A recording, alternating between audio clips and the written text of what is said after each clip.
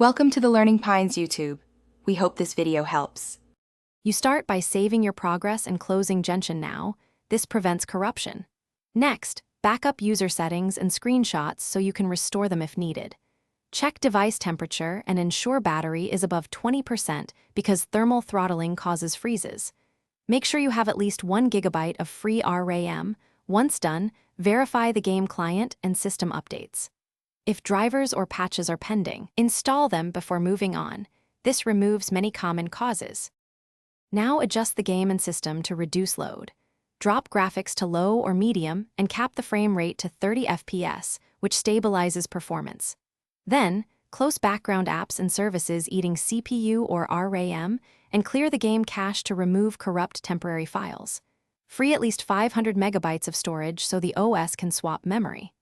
After that, update your GPU drivers, and, if the client allows, switch graphics API between DirectX and OpenGL to finish by verifying integrity of game files or reinstalling the client when verification fails.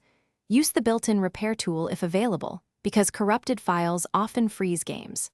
Then run a short playtest and monitor temperatures, RAM usage, and frame rate. Note when the freeze happens. If the problem returns, collect crash logs and screenshots, and contact support with your device specs and the steps you tried. One key troubleshooting tip: try a clean OS restart and test with minimal peripherals attached. Thanks for watching. Consider subscribing if we helped you.